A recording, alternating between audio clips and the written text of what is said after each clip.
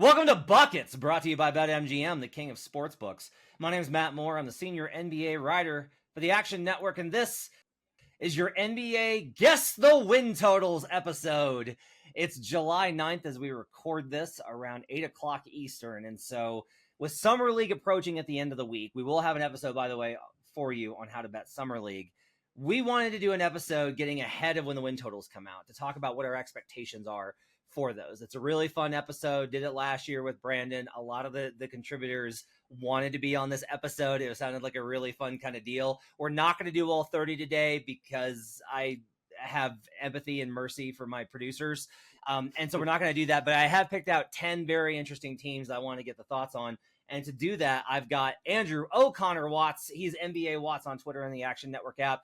And Michael Fiddle, Fiddle's Picks, Action Network app, and on Twitter. They're going to join me, and we're going to give our predictions for what these 10 teams are going to have their win total be. It's a good way to think about what you're expecting the win total to be. And then that way, when the number pops up, you can have an idea of where you want to get in on it. I would encourage you to take this information and apply it to all the teams to be like, I'm trying to think. The Hornets. I expect the Hornets to be this number. Be thinking about what you think that number should be, because as always, a lot of the commentary I think that comes across in terms of like the casual betting audience is always like, ooh, that feels too high. Ooh, that feels too low. And that's definitely, I don't think, always a bad way to look at it, but it's better, I think, for you to actually have a number in mind and be like, it should be this. And that gives you an idea of how far off it is. How low is it? How high is it?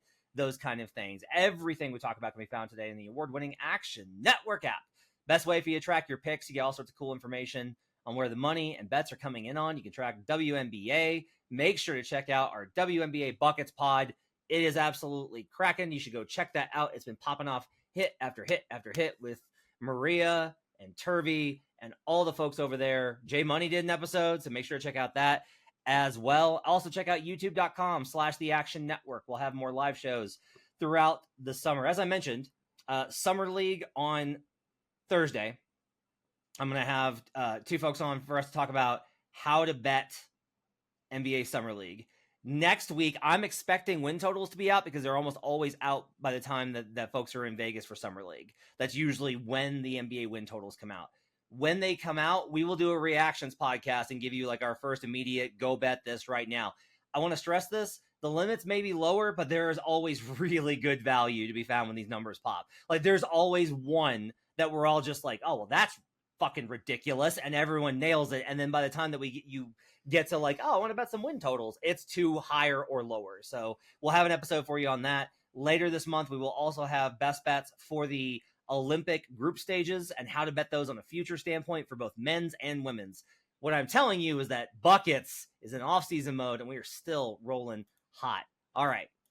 I just talked for a long time. Andrew O'Connor Watts, I want to know, when you were doing this exercise, I gave you these 10 teams. We're going to do Thunder, Knicks, Sixers, Nuggets, Spurs, Pistons, Warriors, Lakers, Rockets, and Grizzlies today. When I gave you that list of teams and I told you were going to be on this episode, what was your approach to establishing what your win total was going to be? So my approach was a few things. I looked at previous season success against the win total. So there's a good site called Sports Odds History. You can see what the line was for previous seasons, how teams performed against that line. That was the first place I went, was look at that site.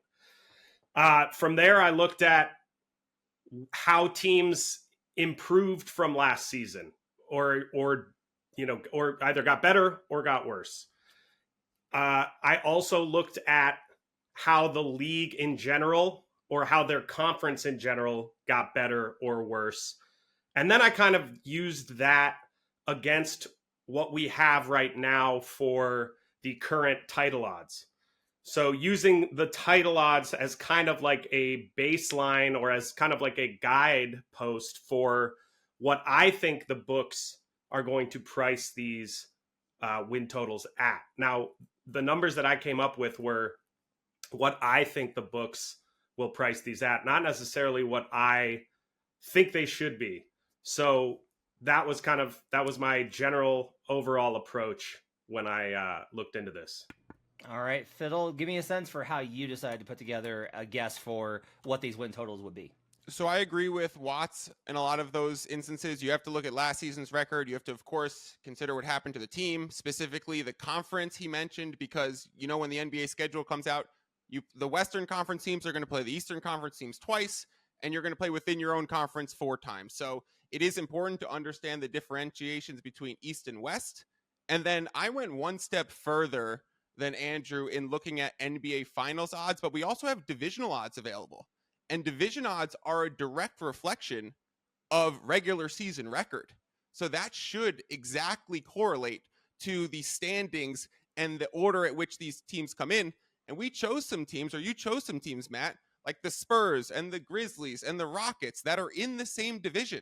So we could use those division odds, the Knicks and the Sixers, and almost create, I know it's math and nerdy, but you could almost use a standard deviation formula for how different those numbers are to how many wins are going to be displaced between those two teams. So I tried to do something a little bit like that. And then, of course, I brought in some other statistics and factors. We have this statistic in gambling called Pythagorean expectation. If you've been listening to this podcast from the days where Raheem Palmer used to be on it, he would talk about this all the time, where that's a reflection of what your record should have been. It weeds out a lot of outliers. So people like to use that stat when reflecting to prior win totals. I also like using shot quality score. So the shot quality data shows if your player took this shot at this position on this space on the court with the defender this far away from him, on average, this is how effective they're going to be. So it also weeds out outliers, like that game where Max Strus went nuclear from 3-point land and had a roaring comeback against the Dallas Mavericks. Then I think he hits a 60-foot game winner with time remaining. In the data, that's going to be a Mavericks win. And I do think that stuff is important as we go through this. And then the last thing to consider, Matt and Andrew, is that this is not a normal market in terms of juice. Like, I know we're going to project the win total, but some of these might come out with the over being juiced to minus 140 and the under being minus 110. Like, we can't assume this is going to be minus 110s or minus 115s on both sides of these lines. So I used just some of my history and experience doing this to understand where some numbers come in, and then tilted my juice kind of based on the rest of the data too. Smart. So a couple things there. One, I want to warn you about Pythagorean theory, about Pythagorean expectation, because this is something that I've done a lot of research on over the last couple of years. I have a gigantic spreadsheet that's got win totals for the last 12 years in it now. I built it on the first 10 and then built off it into the next 12 or into the next 2. And a very interesting trend is that we have this like very logical concept of, oh, they should have won more. So they're going to, it's the same team. It's the same number. They're going to go over this time, or it's a lower number. It's going to go over this time. And the data actually bears out that that's not true. That in particular, the reverse of if you won fewer games than you were supposed to, you actually tend to go under at 53% over the last 12 seasons, not counting the bubble season. So there's like this really weird trend, and the data is getting very mixed for if you overperformed. It was much stronger. Like the last 2 years have actually gone back the other way. For the first 10 years I had the sample, it was pretty strong of like, hey, you should actually bet the over. Teams that overperform go over the next season. That started to come back down, and we're now in a very mixed kind of zone. But my biggest thing here is that it's not to use Pythagorean, but you got to be, I think, very particular and understand the volatility of it. I got caught with this with the Jazz. Like the Jazz had one of those seasons. I forget which one it was. I think it was after that, one of their like really good seasons. Maybe the one where they were the 1 seed. When I was like, they should have won more last year, and the number's the same, and the team is the same. We're going over, hammering this thing, and like, no, they went way under, and it was so just like as a little precaution on that. But I think the juice thing is like really important to kind of consider here. Now, again, this is like an exercise to kind of establish where we think these numbers are going to be. So let's go ahead and get into it. The Oklahoma City Thunder. What a year for them. 57 wins. They had a win total in 2024, 44.5. So they cleared that by 12.5 wins. Not bad for your Oklahoma City Thunder. They had not just a great offseason, they had an incredible week. Inside of a week, they got Alex Caruso for Josh Giddey and Isaiah Hartenstein. They had a very good last week of June, first week of July. Let's go around the table and talk about where we think this number is going to be at after 57 wins last year and the 2024 being 44.5. Watts, where do you have the Oklahoma City Thunder win total? I set it at 56.5. So I had 56.5. Sorry, Matt Mitchell, for saying 0.5. 56.5 for the Oklahoma City Thunder. They won 57 last year. They've gone over in 3 straight seasons under Dagnall.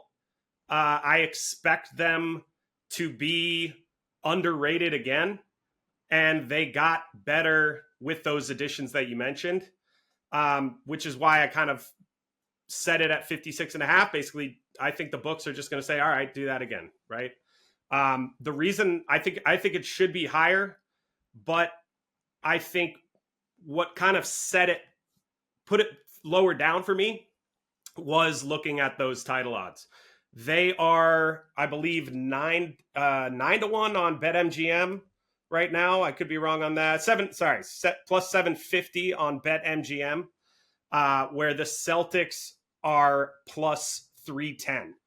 I don't imagine that the Celtics are going to be too many more wins on their win total, just because they tend to all these win totals tend to kind of be within a 60 and 20 win range for the most part. They don't want to go too low for fear of being, liability on the over. They don't want to go too high for having liability on the under. But I just am really high on this team, and I think that the books will probably not quite be as high on them as I am. I think they're built for the regular season. I think they're going to be primed to go over. I think they could be a 60-win team this year, to be honest. They have gone over in the last 2 seasons by an average of 14.5 wins above their win total. So again, they're also setting these lines. They're not going to set it too much higher than it was last season, even if they won and way outperformed their expectation. So, if we look at last season to the season before for the Thunder, it was 44.5 wins. Before that, it was 23.5 wins. So I kind of just gave, that's a difference of 11 wins. I went up 1 win, and went with 56.5 for this season. Okay. I've got them at 54.5. That's mine. I'm going to go ahead and play that. That 55 is not, it's kind of a key number. 50 and 55 are key numbers in win total analysis. It's not that rare that you get a number over 55. It's happened 23 times in the last 12 seasons, not counting the bubble year. So pretty healthy distribution of these type of teams, but you have to kind of look back and look at some of who those teams were and how we consider them and what the market has kind of regarded as far as these teams. So it will not surprise you to find that 4 of those teams were the Golden State Warriors. The Warriors did in 15, 16, 17 and 18 had that level. I'm sorry, this is the first year. So 15, 16. So we look back, it's 16, 17, 18 and 19. They all had a 55 win total or higher. Spurs did it 3 times. The Rockets did it twice. The Clippers actually did it in 2014, 15, and 16. Cavs with LeBron, 15, 16, 17. So if in case you're wondering here, this is a trend where it's the same teams over and over and over again. Also should be noted, we have the Heat having had this in 2013 and 14 with LeBron. The Cavaliers in 15, 16, and 17 with LeBron. And the Lakers in 2021 with LeBron as well. So a lot of those are taken up by the Warriors and LeBron. I wouldn't be so. Here's an interesting question, Fiddle. If we were to go back and we were to find what the power rating was in the last, I don't know, it couldn't have been March because everything gets so messy then when teams start sitting guys. But a January line for an average team in Oklahoma City, could we parse that out into a win total? Could we actually get that out and see where they would have put that win total at based off of that number? Because you can extrapolate power rating to win total, so you can reverse engineer it back the other way, which would kind of be an interesting thing to see is did the books actually power upgrade Oklahoma City enough? I would argue, based off of the Mavs price, Fiddle, that probably they didn't upgrade them enough, and they'll be a little bit more conservative, which is why I'll put this at 54.5, because everyone's bullish on them after the Caruso and Hartenstein additions. Everyone's bullish on them because like they acquitted themselves in the playoffs in terms of they didn't go out in the first round. So I think it's an interesting question here. You are very much in line with Andrew on this one. What's your number and what's your thought process on the Thunder? So I had it 56.5 as well. And my question to you, Matt, are you just referencing the Dallas Mavericks and their title price being relatively close to the Oklahoma City title price? Is that why you're comparing those two particularly? A little bit, just more from the perspective of like trying to see the second round series. The Thunder were not as much of a favorite in that series as you might have thought based off a regular season formula. And you go like, well, they won. That's not the point. The point is like what that number should have been, right? Which is, I think, kind of the more interesting question. Yeah, I hesitate to use a lot of that data, and Andrew spoke to the 9-1 for the title because playoff basketball is just so different. And then when you're going through the Western Conference, like Andrew using this year's data, that bakes in the difference between Celtics and Thunder, like Celtics being 3-1 bakes in an easy East and path to the finals versus a gauntlet in the West. So I don't really like using playoff odds too much. I used 56.5 and juiced it to the over -120 here because they did have 57 wins. Their Pythag was 58. And I know it's generally what you were saying before. It goes in the same direction. It correlates year over and year over. That's a sense that clutch gene is a real thing. Momentum is a real thing in sports. Tell all the haters who say otherwise. But then their shot quality score was also a 60-win team. And that was with Josh Giddey hitting 40% of his threes or whatever. So even when you add in Caruso and Hartenstein, I don't think that advanced statistics are going to change that much for this team. I think the public sentiment is going to be a lot more positive for this team this year going into next season. So I even dropped it a win or dropped it half a win from what they did last season, going from 57 down to 56.5. Advanced analytics scores saying even higher than that. And I said kind of the trap bet of the win totals line is going to be OKC taking a dip in win total despite having additions that everyone's clamoring over. So I wanted to go the other way and say it's probably going to be 56.5, a little bit lower, and something that I wouldn't bet myself. By the way, I want to follow up on the Pythagorean thing because I think it's interesting. If you're tired of me talking about Pythagorean, it's giving you flashbacks to middle school. Just imagine it more as like expected. That's a good term because that's how Clean the Glass labels it, and it's a better one, which is like the expected one. It's basically your point differential and where you should be at based off of your point differential instead of your actual wins and losses, which can get pretty variable and you can lose coin flips. So I mentioned that like, oh, hey, watch out for that because oftentimes it doesn't correlate with overs or unders. But Fiddle brings up a great point. You know what it does correlate with? And I have done the work on this. Good It coaching. Correlates really strongly with where the number is set. The win total is very often set based off of that Pythagorean number, not based off of, it's closer. If you do a correlation analysis, there is a closer correlation, a stronger R between the expected wins from last season and the following season win total than there is from the actual wins prior and the following season win total. So if like the Thunder had won 50, if the Thunder had been expected to win, let's say 53 games and had won 57, the number would probably be closer to 53. So with it being 58, I actually think this makes a really good case for me moving up on this one. That's probably going to be above 55. Now, this gives you like as a little kind of table setter here. This does mean that I think all three of us would agree. If this number pops at like 52.5,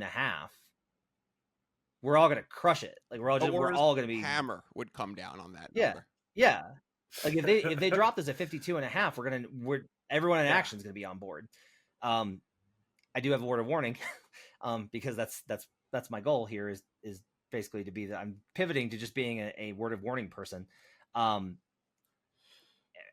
I found this trend. I actually added this new one into my little sheet. How about this one?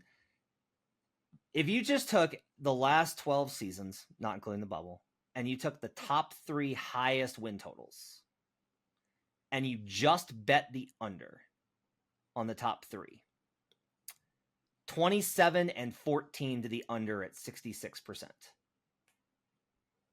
Top 5 is 43 and 23 at 65%. There's a tie in there, by the way. Top 10 is 73 and 56 and 1. So you will hear a lot of analysis when you're listening to various podcasts talk about unders in NFL and how unders are way, way more profitable. And oftentimes the angle, Steve Fezzik's going to talk about that a lot in the upcoming weeks. The same is largely true of the NBA, where there is a bent towards unders, particularly in the high side of these numbers. Over the last 10 years, unders have been more profitable, but the margin is not enough to really make it just like a starting point. But especially for these high numbers, it has been. The counter to that counter is that last year, Brandon and I both talked about how Boston Celtics had the highest win total on the board, and we didn't care. We hit the over and smashed it and hit it like over 59.5, etc. And I'm going to do the same thing with the Thunder. The only real pushback on OKC before we move on is injuries. They were so healthy last year, Watts. And that's like my one concern.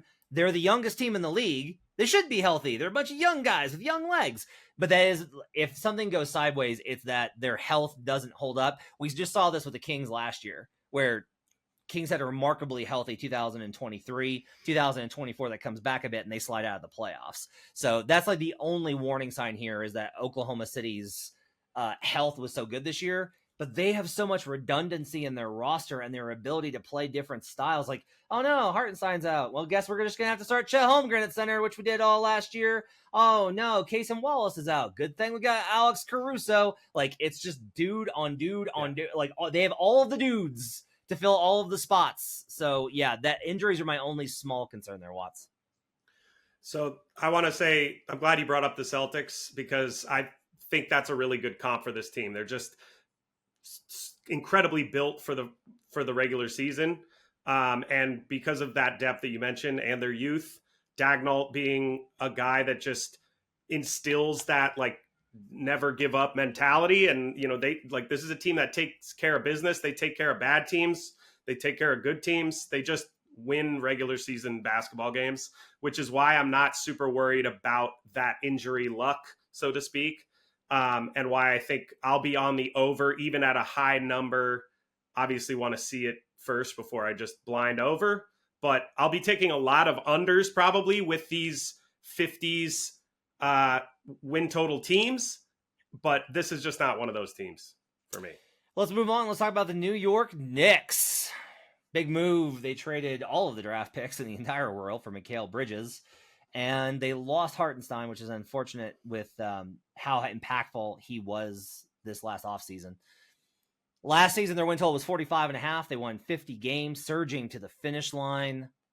So let's ask this question. Fiddle, you'll go first. Where do you have the New York Knicks on their win total? I put it at 52.5. Ooh. And I think just what we talked about with the Thunder, where the injuries helped the Thunder so much, I think you could point the other direction with the Knicks. Ooh, okay. We'll come back there. Watts, what do you have for the Knicks? I had 51.5, so kind of in that range. Okay, none of us are going to be like wildly off of each other here. It's not like one of us is going to be like 26 and 20. I should have done the Hornets, because I'm always like 10 wins off the Hornets. I have them at 50.5, so I'm going a little bit lower than both of you guys here. Largely based off of, I do think that there will be. So this is an interesting one. They're a public team, right? Go New York, go New York, go. In a state with legalized gambling with a huge handle. And very popular, obviously. I put it at 50.5 based on, I just think that Hartenstein's going to pop out in the metrics the same way that he did for me, which is, I have an article coming out that talks about the biggest winners and losers from the offseason from a power rating perspective, from how I built out estimated wins and put that into a spread formula and extrapolated that out into what we kind of think the impact's going to be on the power rating. And the Knicks came out still well because they did have Mikal Bridges, and that's a good win for them. But like, Isaiah was a huge part of their success last year. He was one of the most impactful players in the league, according to EPM and BPM. He was top 7 in BPM, top 5 in EPM, and particularly on the defensive end. And there is a big loss there. But they do have Mitchell to kind of compensate for it. And Mitchell was really good before Hartenstein kind of got into the starting role and took over the starting spot. So maybe I'm overestimating that a little bit. Fiddle, why do you think it's all the way up at 52.5? So their Pythag was 53 and their shot quality was 49. So I thought it was going to float in the middle of that zone, especially with them having 50 wins as well.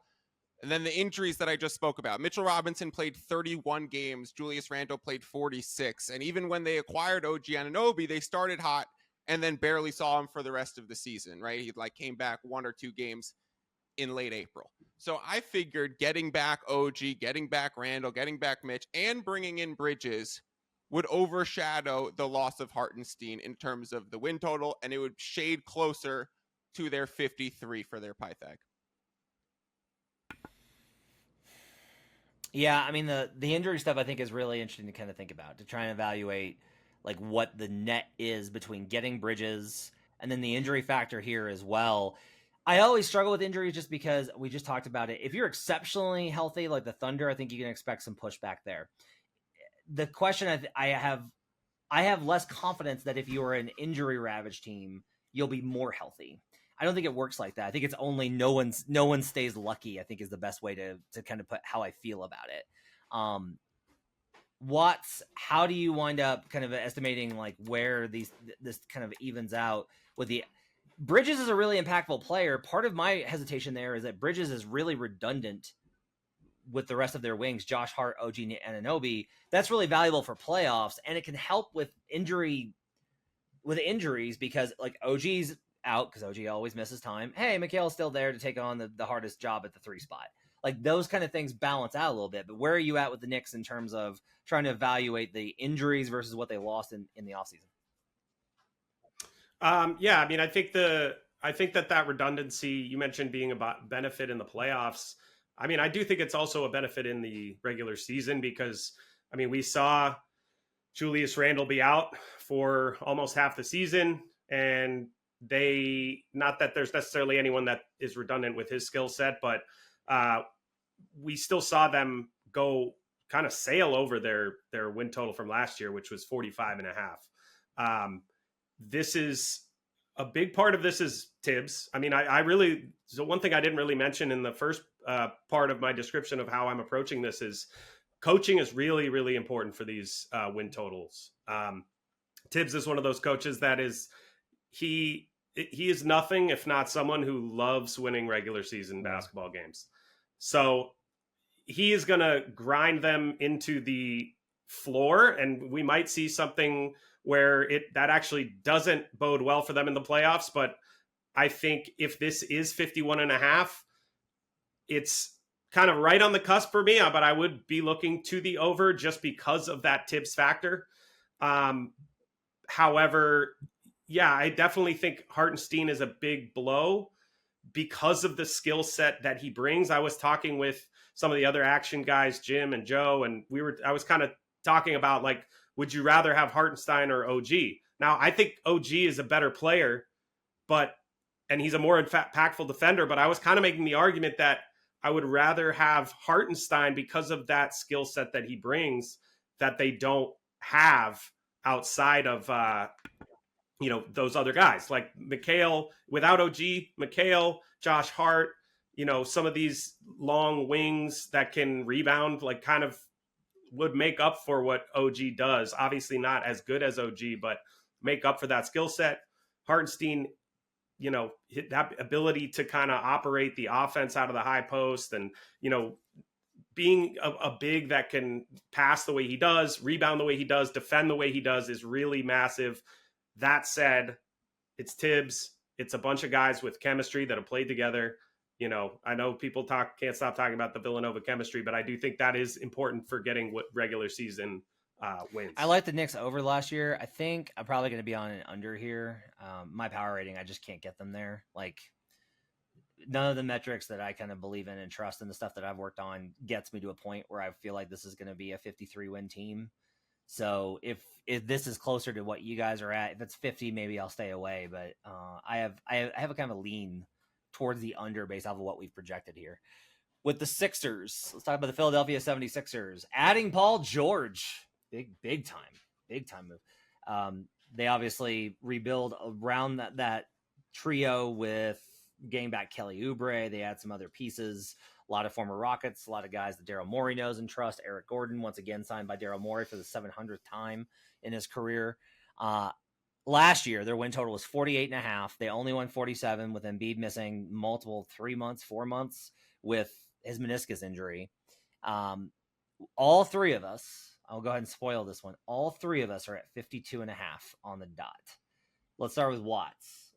How did you get to 52.5? So another funny thing, I was talking to Joe about this, and he was like, I said that we all had the same number, and he said 52.5. It's like, yep.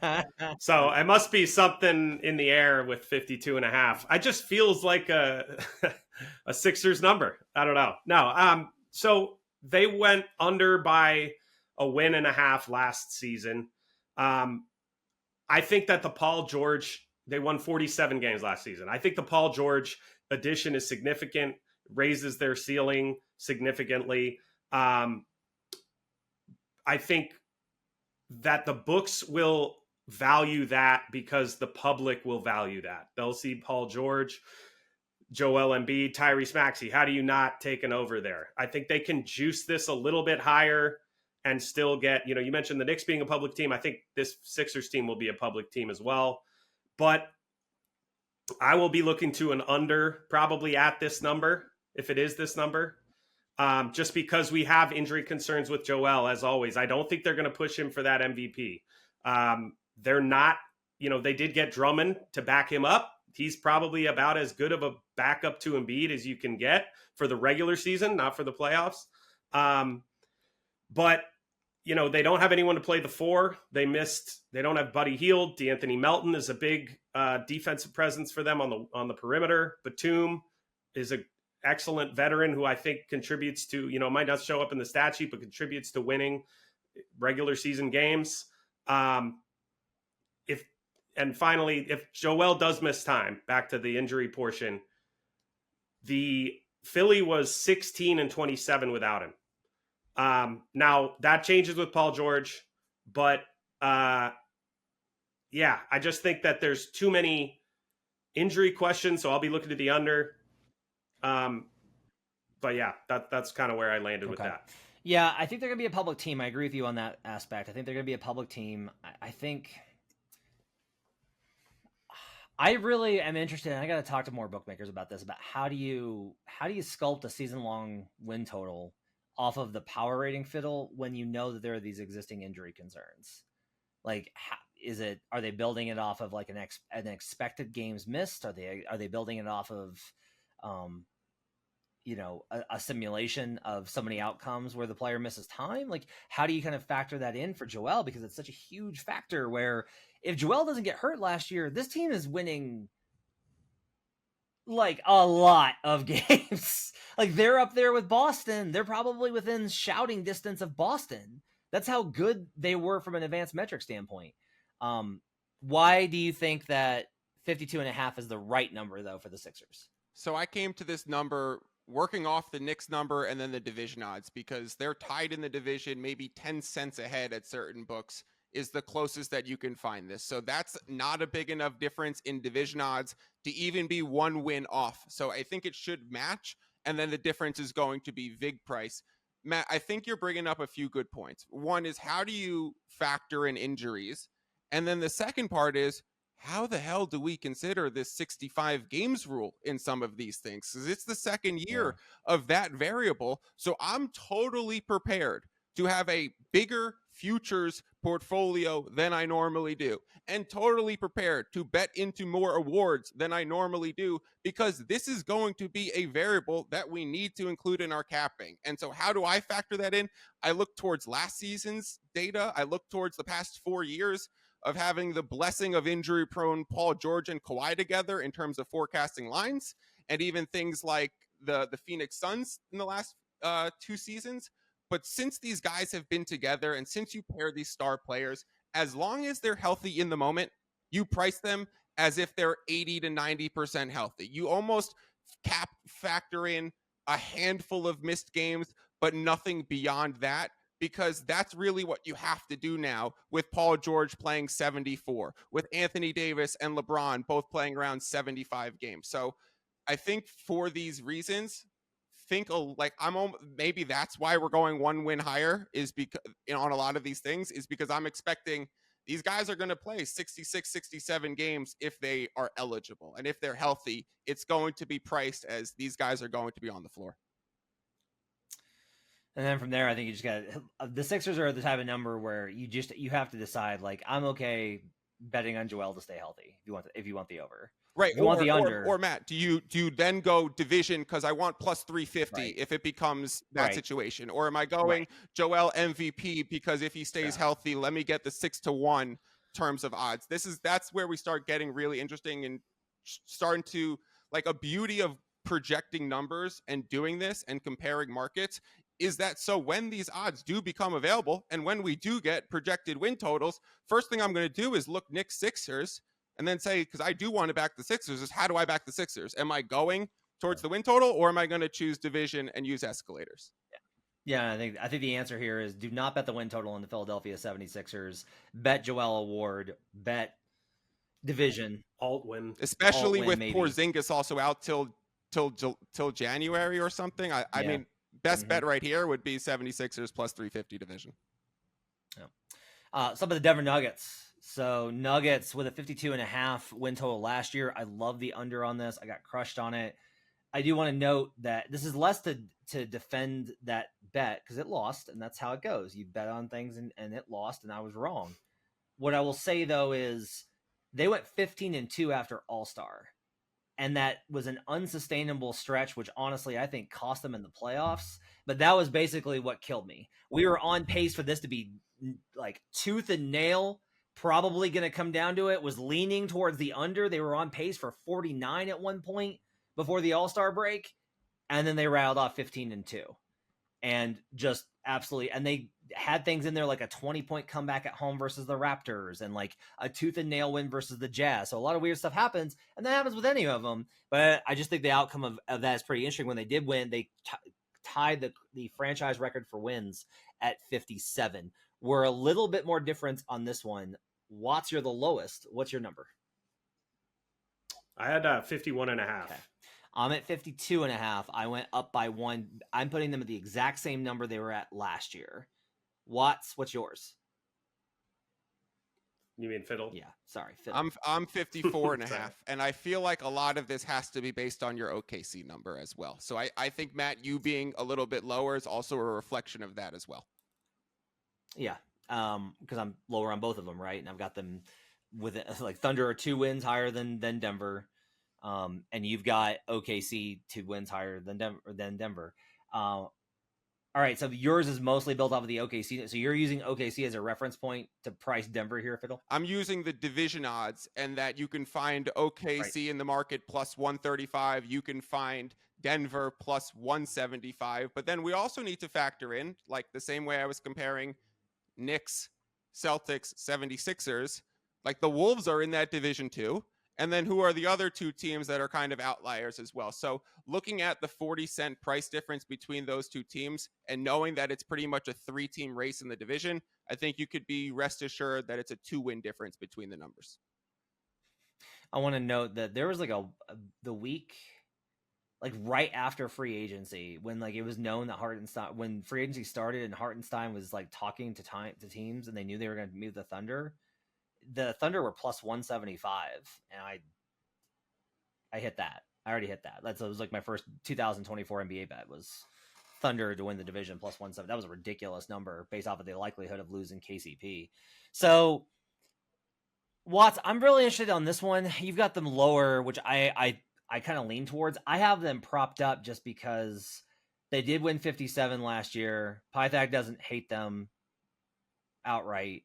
They do have Jokic still. And I feel like there's not going to be a huge knock on them for losing KCP. So kind of the way I came to 52.5 was, all right, they lost KCP. It's going to ding them in the power rating maybe by a quarter of a point.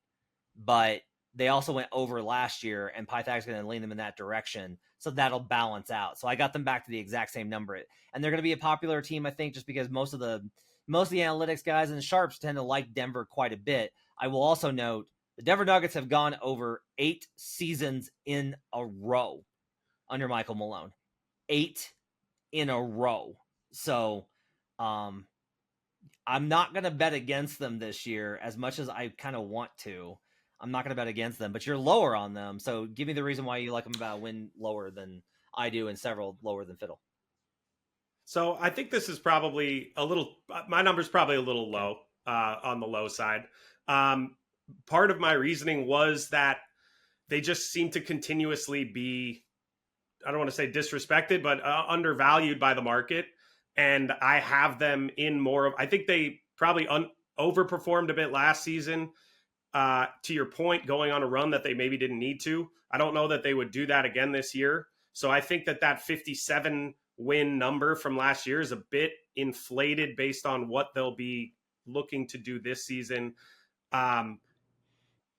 And because I think there's, the lines just continuously are a little bit low for the Nuggets. That's kind of where I got that 51.5 number. The line was 52.5 last season. They got a little bit worse. That's kind of where I landed at on that number. But yeah, I mean, I agree. It's probably a little bit too low, and I would probably bump it up a win or two if we were doing this all over again. My numbers constantly think that Denver's not going to be that good, and then Denver just is. And for example, here, if I put them at, if I just give them last year's power rating that I have for them based off a model, and then I adjust for how I did the ins and outs for who came in, who left, including Saric and Westbrook, who I expect to be added to the Denver Nuggets. If I make those calculations and remove KCP and Reggie Jackson, I get this team to like 46 wins. And I looked at that and was just like, I can't. I just can't. So I have them at 50 right now. I have them power rated as a 50-win team, which you'll notice is still under all three of our numbers. If Fiddle's right and this pops at 54.5, I'm going to have a hard time not betting the under. But I think, honestly, Fiddle, the way to move that is just to go OKC more. It's just a bet more on the OKC plus 135 division price. Yeah, I think I'm going to lean Denver under as well. I would caution heavily against a Denver over, even if it pops 2 wins lower than my expectation. This is not one that I would go hit and over, because let me inject some trauma into this conversation and just say, didn't they go for that game really late in the season and then had a collapse in game 7? They tried to go for the 1 seed against the Spurs. Like, it doesn't really matter that much to me, but didn't Michael Malone reference it in his season ending press conferences? Yep. So how much are we getting towards the end of the season this year? And they're looking more like the Lakers, where they don't prioritize seeding. And now Jokic has 3 of those little MVP trophies he doesn't really even care about. So, like, how much does this stuff even matter? I would love the number to come out where I have it and bet the under. If it comes out where you have it, Matt, I will not be betting the over. Okay. Let's go to San Antonio, way down south to San Antone, and let's talk about Victor Wembanyama. Whew! It's just really hard to contain the hype here. It's very rare that we've seen a kid be as hyped as he was coming in and then have a season where my favorite thing from the Wemby rookie season was how every beat writer, if you just followed their timeline on the night that the team they cover was facing the Spurs, it was just like, wow, man, this kid, Wembanyama just did something I've never seen, like over and over and over again. Brandon Anderson, who was like king of the let's slow the hype train down on Wemby, came back into football in February, did about 3 hours of research and was like, oh my God, Victor Wembanyama is one of the most amazing players in the entire history of basketball. That's how this goes. Last season, Spurs, 28.5 win total. They only won 22, in large part because they pretty much purposely tanked the first half of the season by not playing a point guard next to their 7'10 big man. That's been fixed with the addition of Chris Paul. Pretty good point guard to add. They add Stephon Castle as well. I'm very curious to see where we have this. Fiddle and I are in line. Andrew's low. So I'll start with Fiddle. I'll go first here. I've got them 34.5. So does Fiddle. We both have them at 34.5, a solid 6-game jump on the win total, which is a lot for a team this young. But Watts, you're down at 30.5. I'm curious to know why you're down at 30.5.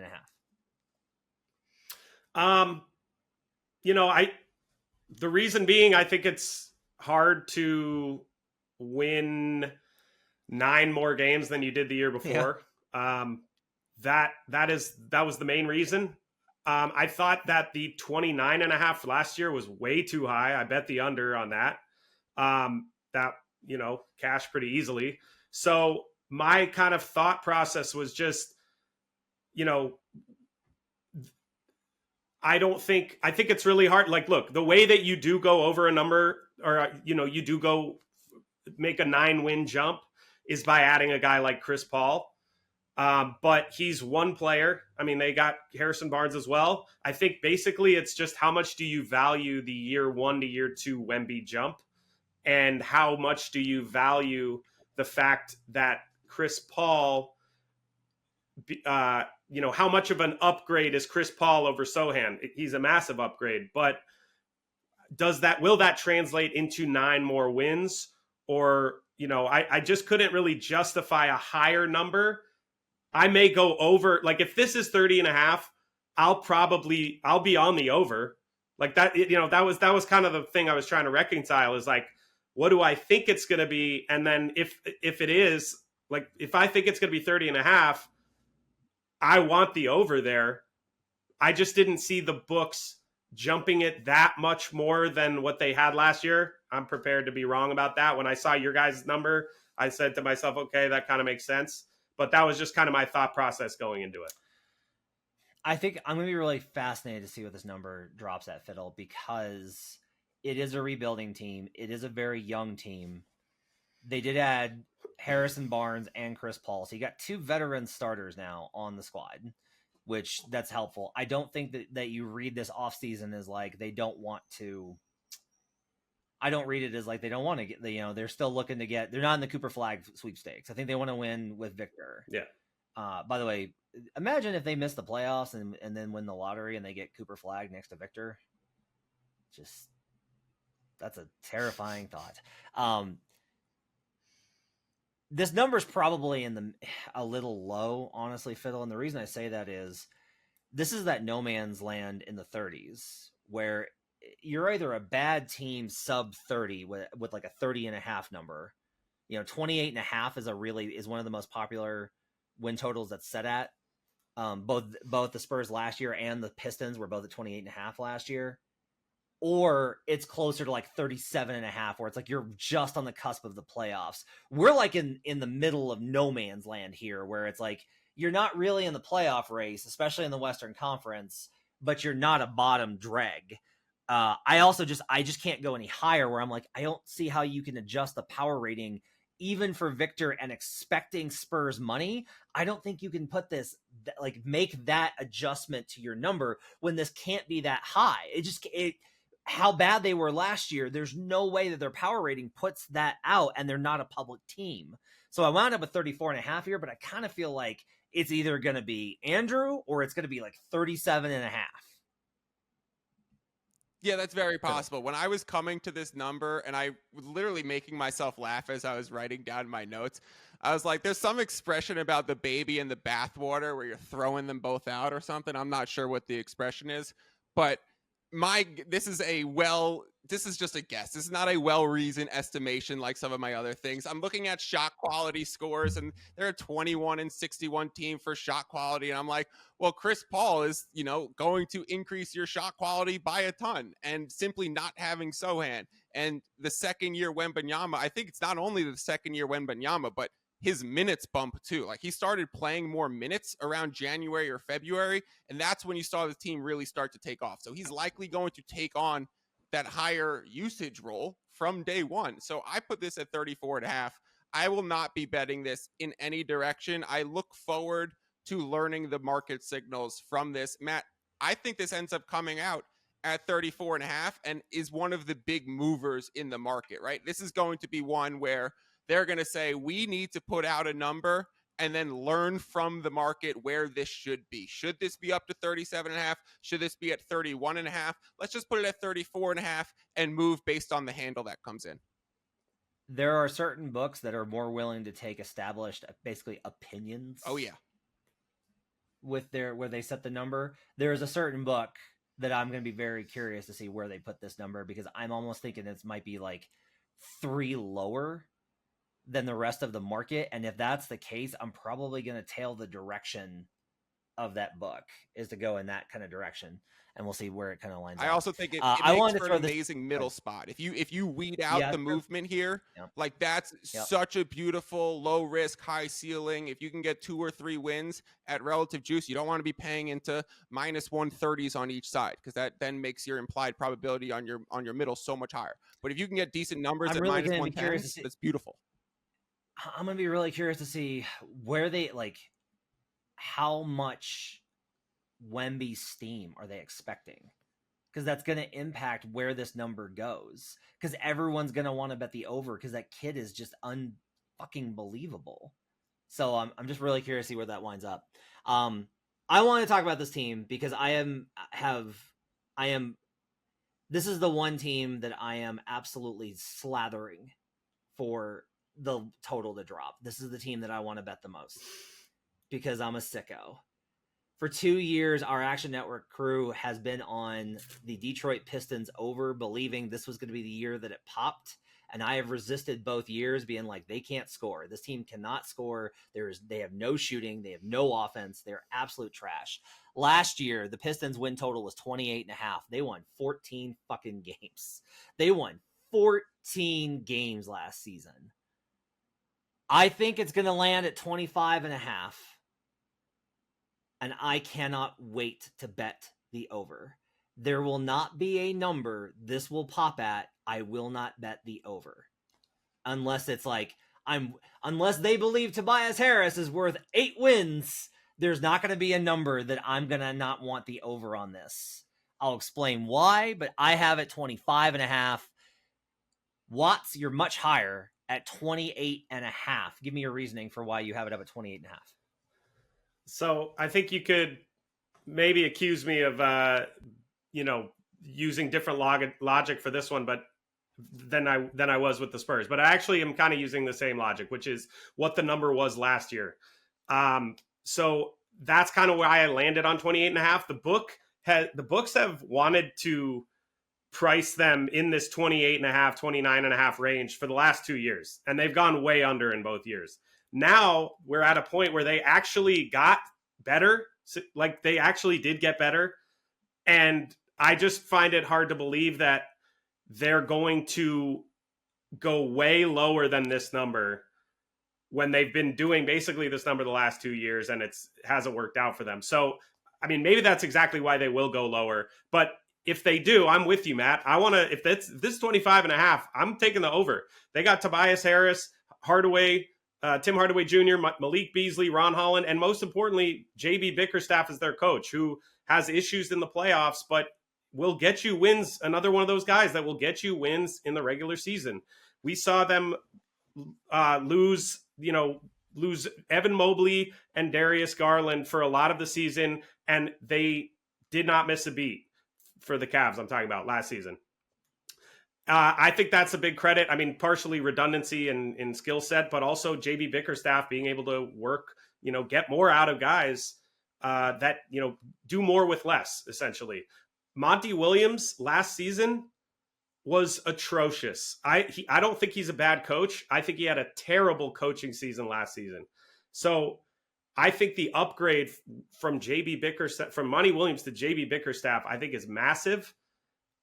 We saw this team kind of reminds me of the Rockets last season, where they had a very low win total.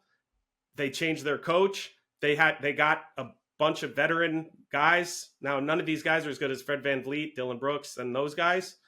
But to me, this was kind of the parallel team, was that Rockets from last season, and they went way over their win total.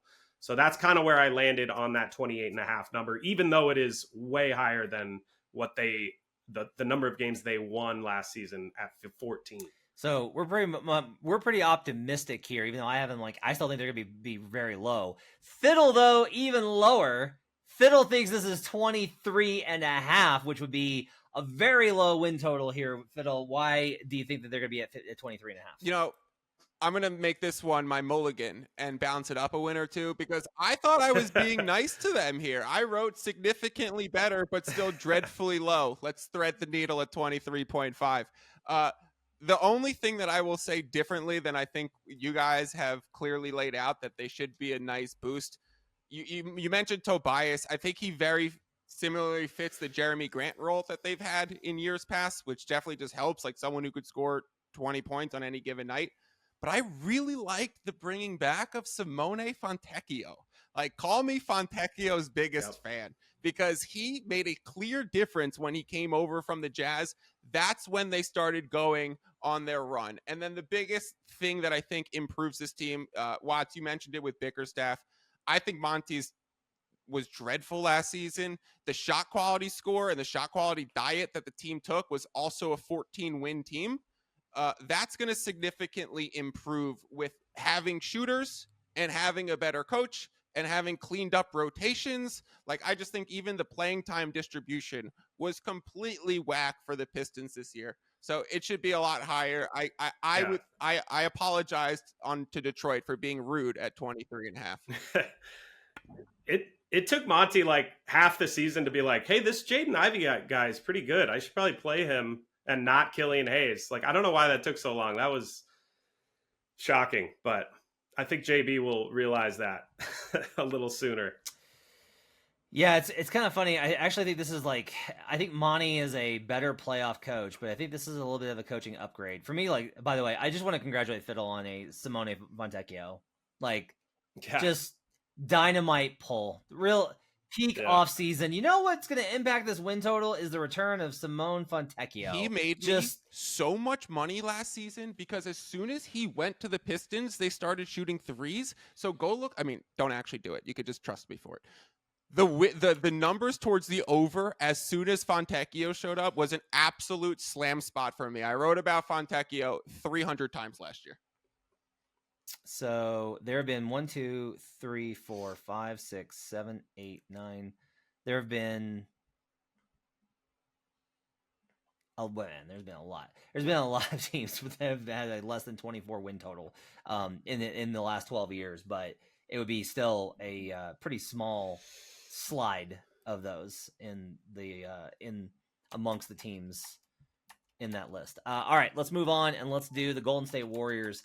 Wanted to do this one mostly based off of the fact that no one can really kind of agree. Like, Clay leaving is such an emotionally devastating move, but the other moves that they made were really good. They brought in like very good veteran players that might actually make up for a lot of what they're missing with Klay Thompson. I have them slightly better than last season, even though Klay Thompson grades out very well in my power rating because they did well enough in this. We're all within one here, or within 2 games here. I'll go first. I have them at 44.5. Last season, 48.5 was their win total. They won 46 games. I just think that the books are going to be able to get away with putting a lower number on this, maybe with teams wanting to fade with fans wanting to fade no Klay Thompson and kind of the disappointing aspect of them. I think that they might get popped down here at 44.5. If this gets up, if I'm wrong, and this is like 48.5 and they just treat them like same old Warriors right back in the conversation, I'm going to have to bet the under here because the biggest concern for me is that the first half of the year, the narrative was, man, the Warriors are just not very good anymore. Like, Draymond's out, but even when he played, they weren't good. But Steph's still great. That's at least, they got to help Steph out because Steph's still great. And if you look at the back half of the year and you track any of his advanced metrics, Steph started diving too. And that to me was like oh no. Like, what Father Time might be catching up with the other Splash brother here. So I've got it 44.5. As I look at it and I kind of evaluate it, I think it's probably low. I think I probably got to bump this up a little bit just because they're such a public team. It feels like I'm probably I think maybe being closer to where Andrew's at is probably the way to go. Because Watts, you've got him 46.5, and that actually feels a little bit better to me. Yeah, I actually had him a little bit higher, and then I just kind of knocked him down because of kind of what you're talking about with that Klay fade. I think people are going to want to maybe tend towards the under for that reason. but I actually even had him a little higher. I had him at, I think you could make an argument for the same line that they had last season at 48.5. Just because it is the Warriors. I'm very high on the moves they made. I think with Buddy Hield and Melton, you kind of have an amalgam of what Clay brought in his prime with the shooting and defense. Kyle Anderson is almost like a B-list, or maybe even, let's call him B-list Draymond to a degree. But I'm high on the moves, but trying to gauge where the line will be was a little tricky. So I kind of went in the middle of like those two extremes of what maybe I think they should be and what I imagine the perception will be. So I kind of went sort of in the middle, 46.5. Fiddle, you're right in the middle of it at 45.5. Did you build this off of division odds? How did you get to this number? Yeah, I was very surprised. Even with Paul George leaving, they're still behind the Clippers in division odds. So like very confusing to be behind them. I agree. What they did outside of the Clay stuff was pretty good. The only point that I'll push back on here is I don't think these narrative decisions, public team versus non-public team, wanting to bet for or against Clay, I don't think books factor that into the lines that they put out. I've always been a proponent that the book is going to release the line that they feel is the appropriate line for that market, irrespective of what they think of public bettors, because the sports books in their business model have shown to be able to do this. They will react to sharp money and they will leave liability for public money. So I think what they don't want to do is leave a number too low that gets hit hard towards the over, despite there being low limits in this market at the open. So they would rather let people bet overs on low numbers and just keep their liability than put the win total 2 wins artificially higher for that reason. Look, I get the thought process, and I would agree with you if I hadn't talked to bookmakers about the specific thing. And there have been instances where they definitely adjusted it down, where it's basically, in particular, that you actually see this a lot with markets. The best teams to take the over on is always going to be teams that are small market teams, and the best ones to take the under on are always going to be big market teams, because fans always want to bet the over, and so they get this. Bookmakers have said that they put teams like Memphis and San Antonio lower because they get such a small handle on those teams that they're like, we kind of want to incentivize it so we balance out the portfolio. We don't want to take no bets on that one team, have this big glaring absence. So like those numbers actually they can put those a little bit lower. I do think that there is kind of as much as I agree with you that they, like, you're right. If they put a number out there and the market moves it, they'll respond to that sharp money, right? Not disputing that. That's obvious. I do think that there's a little bit of trying to anticipate that so they don't get crushed on hanging a bad number, right? Or being like, there are some books that will actually go the other way where they're like, I want to take money. Like, we want to take a position on this, right? Like, we're willing to take this lower because we want that over money, and then we'll move up, and then we'll have a balance back the other way because we'll have moved up, and then we'll take under money after moving it up. So I just think that talking to bookmakers, I've kind of gotten the sense that I don't think there's a lot of, like, you're not going to see massive changes on this, but I think there are times when they will generate certain things based off of expecting how the market's going to respond and being okay with that position. So I think I factored that a little bit into my juice. So I had this at 45.5 and put over was good. This was the one outlier for me, which made me then go re-put that in my beginning notes of like, this one I have 45.5, but the over is like minus 140 and the under is plus 110 here. Right. This wouldn't be an NBA podcast. We didn't talk about the Los Angeles Lakers, so we'll do that very quickly. The Los Angeles Lakers, 47.5 win total last year. They won 47, a half game under that win total. I have them right back here, 47.5. I have them 47.5 on the dot. So does Fiddle. Fiddle, you go first. Why do you have the Lakers at 47.5? Division odds again, plus 350 in the division. They are a bit behind the Suns. They are ahead of the Clippers and the Kings and the Warriors. So they're going to come in a bit higher than those other few teams. I think this 47.5 kind of matches in between their expected record from last season and their shot quality scores. The team remained for the most part pretty similar, despite everyone expecting there are going to be massive changes. I'm not ruling out, yeah, of course. I'm not ruling out the like AD and LeBron staying healthy was an outlier. I generally think those guys can have similar seasons. And so I wouldn't be shying away from it. I wouldn't think they're going to lay a line baking in injuries. If we look to other teams, that seems to be the case. They'll wait for it to happen. They'll be questionable every game, and betting Lakers game to game will be a great way to get ahead of injury reports. But I think in the win total will be priced as they're healthy. Yeah, I agree. I agree with that. So their expected last year was 45 wins, and they were fascinating because they had great injury luck in that neither LeBron or AD missed significant time. What great fortune. And the bad news was everybody else, their pets' heads fell off. Everybody else was losing limbs left and right. And so, like, when Lakers fans were saying, like, we have such bad injury, we just need to get healthy. I'm like, you've had LeBron and AD the whole year. But they're not wrong. And there is a matter of, I will say this, that when they have Rui, the record for the three of them, when Rui, LeBron, and AD played last year, they were a 50-win team. And I just don't know if they're going to get there, but I do think the market will price them as such. So I also have them 47.5. By the way, the 47.5 figure in the last 12 seasons, that is the third most popular, third most frequent win total is 47.5. A bunch of teams are listed at 47.5 in the market every year. It makes sense because it's like those teams where it's like they might win 52. They might be like barely in the playoffs, 45, right? And 47.5 is in the middle of that. So 47.5 is kind of a key number when we look at NBA win totals. Watts, you've got them one lower at 46.5. Why did you come into that number? I got them at 40. I put them at 46.5 because I think they should be 45.5, and I gave them an extra win because they're the Lakers. And I think that the kind of to the point of the Warriors, I think they're going to just get an extra win just for being the Lakers because they know people are going to take overs with them. They're always overvalued. They've gone under in 5 straight seasons, not including the bubble, which ironically they would have gone over because they had 52 wins.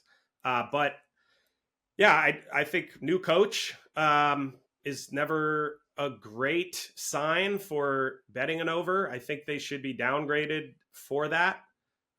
Even though Darvin Ham wasn't the best, I just think having a first-time coach, new coach, weird with, having Bronny on the team. I think if he even plays, who knows? But I just think I don't know that he'll even factor at all, but I just think there's too many weird things going on. I don't think they're going to have a great season. And I think they should be closer to 45.5. I look forward to pestering my contacts for sportsbooks for having to reach out to their trading desk and asking them how they adjusted the Lakers power rating based off of Bronny James. Looking forward to those answers. I have the Lakers slightly worse based off of in out. I have them about a third of a point lower than I did coming into the offseason. The difference is that I actually still had them. I had them as like the 4th best team last season. My numbers are always very high on them. Like I still have them projected at 50 wins. I'm not going to bet them based off of that. I think that my numbers are just a little bit wonky on that. I'll downgrade them manually there. I don't have a lot of appetite for betting this either way. I know this is going to be a public number that's juiced a little bit up, but I think the Lakers were also better last season than maybe their resume showed. So I'm in a tough spot with them. So about the Rockets, fascinating team. So 31.5 was the win total. They won 41, so they won 10 more than last season. I couldn't decide between like a 39.5 saying maybe they got a little bit lucky last season. Maybe this is just like they're still a young squad. They didn't really get a lot better in the offseason. They didn't add anybody of real note. However, their expected number Fiddle was 46. And that makes me think it's entirely possible this is higher. I actually bumped this up to 43.5 based off of the idea of they won 41 last year, expected 46, internal development. Udoka showed the way he can do. They had injuries, like Alperen Şengün missed the last half of the year. I think that they added more talent, especially with the draft, with Reed Shepherd. So I'm willing to go ahead and put this at 43.5. What are your thoughts? I think that's a fair number. I put it at 41.5, just like right around where they were. Even when Şengün missed time, they ended up winning like 9 out of 10 in that stretch. They were on like a 4-game win streak prior to him getting hurt, and then they stayed hot. this is also a team that's been linked to some of the biggest superstars, whether that's Kevin Durant or name your next pick. Whoever becomes the disgruntled superstar this year, which is inevitable over the course of the NBA season, Houston Rockets will be linked to potentially bringing them in. So this is a situation where it's tough to bet a win total, and you almost want to lean towards an over because you know the team's strong desire to remain competitive. We don't know if the San Antonio Spurs are like trying to pseudo appease Wemby while also pseudo tanking by bringing in Chris Paul, but also trading their top 10 pick. No one knows what's happening there. We know that Ime is pedal to the metal and that his boys want to win. So I think I put it at 41.5, thinking that this is just like a really tough one to guess based on where the other things are. But I agree 43.5 might be totally right as well. Watch, you're right in line with him. You got 41.5 as well. Why are you there? I think they overperformed expectation based on the win total last season by, I guess, 10 wins. I think that they made some good additions, like you said. I think that Ime is a over win total kind of coach, like you said, pedal to the metal. I think Adams is a great pickup, kind of a weird fit with Şengün. Shepherd is a great draft pick, but he's a rookie, and I don't know how much that can really affect your win total. So to me, it was just kind of a bunch of like, yes, no, yes, like things I like, things I don't like. And I kind of just figured the books would say, all right, do it again. You know, you're going to be a 500 team or an above 500 team. Let us know. The numbers for, I will say this, that when you're in this range of the 500-ish, between 40.5 and 43 win total, those teams are 21-16 to the under, 5 differential there of over under 500 on that record. Finally, Memphis Grizzlies. Oh boy. Yeah. I make a guess? If you missed it, hang on. If you missed it, we broke down on buckets what we got right, what we got wrong with Brandon. He and I spent a lot of time on this Grizzlies team and how painful last season was for us betting on their over and number 1 seed division winner. Last season 45.5, they won 27 games. What do you want to guess, Fiddle? I'm going to guess all of us used 2 seasons ago's data to come up to our numbers for this one. Probably not going to rely on last year's 27 win team. That's the problem for me though with this is like I don't know what to base this on. Like I do have a little bit of hesitancy of just being like, well, let's go back there and we'll take that team and we'll factor in however good you think Edie is, and like that should be the number. I have a little bit of a hard time with that, which is tough, and it's why I'm simultaneously really optimistic about Memphis and very nervous about Memphis. I put them at 49.5. That might have been a touch high. You both have them at 48.5. I have them 49.5. I think there's enough hype around them. I think there's enough expectation around them. I think there's enough data to suggest that they're probably going to be closer to that. So I went ahead and put them at 49.5 based off of just, hey, this is a team that I think is going to be well considered in the power rating. They're going to be pretty strong by various teams. 2 seasons ago, if we look at their expected, they were at an expected or Pythagorean of 53 versus an actual of 51. So this will still be a pretty big downgrade. You both have them at 48.5. Andrew, why do you want 48.5 for them? Yeah, I mean, Fiddle, you nailed it. I was looking at last year's, but I also kind of looked at this previous season too, with the books knowing that Ja Morant would be out for 30% of the season. Ja Morant has a the Grizzlies have a 65.7% win percentage when he plays. So we were all on the over for that 45.5. I think that was a good play. If, of course, everything went to shit, but I think it was not a bad look there. And basically, I think that they're a little bit worse without Adams. Edie is like kind of a worse version of Steven Adams. But we're probably getting more Ja Morant. I think that I don't think that they're going to be able, the books are going to give you the same exact number from 2 years ago when they had Steven Adams. I think they're going to dock him 1 win for his absence, and I'll probably be looking to an over here. All right, Fiddle, last word. Why do you like the Grizzlies at 48.5? I love the Grizzlies. I think I'm just a Grizzlies fan. If I was actually going to be a fan of one team, it's probably Memphis. I love Taylor Jenkins. I think he's a phenomenally underrated really coach. I'd put him top 5, 6, 7 coaches in the league. Ultimately, I put it at 48.5 instead of even leaning higher because of where they were in relation to the Pelicans in division odds and relation to the Rockets, which I put at 41.5. They are very close, only 40 cents off, plus 300 to plus 340 in the division versus the New Orleans Pelicans. And mapping out the Pelicans, I couldn't get them up to being a 47, 48.5 win team. So I just knew the difference was going to be 1 win for the pricing in that division. So I docked it 1 down than I probably would have normally gone. Listen, I think this resembles very similar to the team from 2 years ago. I think Edey is the Steven Adams replacement. I think Marcus Smart is the Tyus Jones type of replacement. I love Desmond Bane. Like, D-Rex is the second best shooter in the NBA besides Steph Curry. I'm a huge Desmond Bane, Jaren Jackson, and John Morant fan. I also think this team is buyers. So I'm going to be looking to back them in some ways. We'll see how it all shakes out when the lines come out.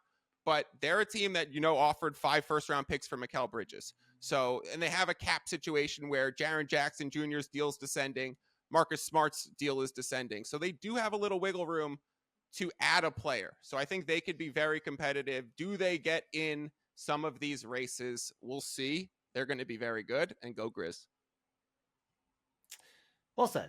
All right, that's going to do it for Buckets. Thanks for joining us. We'll be back on Thursday. We'll give you an insight into how to bet Summer League. I'll talk about that with with Albert Wynn and Joe Delara, who'll be back on. Shows next week. We're doing lots of stuff. We'll get your reaction to win totals when they drop. Make sure to check out youtube.com/theactionnetwork for all of your needs for this podcast, all of our NFL content, baseball, playoff pitch, the whole thing. Check out youtube.com/theactionnetwork and download the Action Network app. My thanks to David Payne and Hutton Jackson, our producers. Let's get bucking.